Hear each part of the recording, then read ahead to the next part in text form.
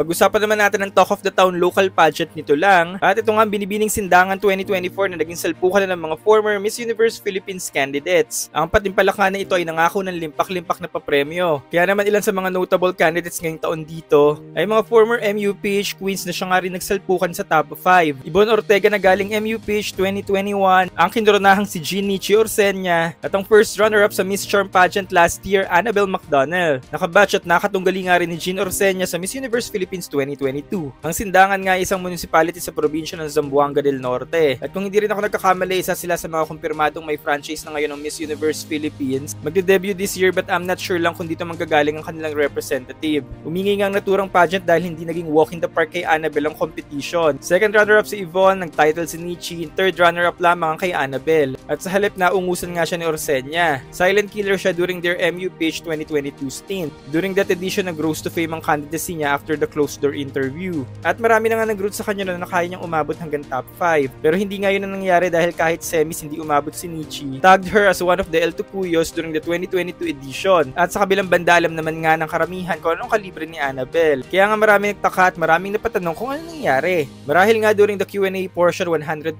talagang score. Kung sino nga mas may mataas na puntos mula sa mga hurado, siyang matitira hanggang dulo. At marahil kagaya nga ng MUPH 2022 edition na hex-host ni Nikki ang kanyang skills na ito to her advantage. Kasi nga, sabi nga ng ilan ng mga nababasa ko sa mga comment sections, may mga loophole daw sa mga naging sagutan ni Annabelle noon. Na marahil yun nga ang naging rason kung bakit hindi na siya naiakyat. Marami nga nagtaas ang kilay sa pagkapanalo ni Nichi, pero nanalo siya dahil deserving siya. Again, maybe this is a reminder to everyone that there are so many deserving ladies out there. And we must admit it and respect the judge's decision. We must respect nga kung anong hinihain ng destiny sa kanya. From her El Tucuyo moment nung 2022, dumating na nga sa kanyang perfect timing ngayon. At kung ang pinagpuputok ng butsi nga ng mga pageant fans ay ang pagkatalo ni Annabelle, hindi naman na nga maalis sa kanyang MUPH 2022 first runner-up title at ang Miss Charm first runner-up title. Annabelle McDonald is Annabelle McDonald na. Ngayong taon nga bago magbagong taon, maging masaya naman tayo para sa tagumpay ng iba.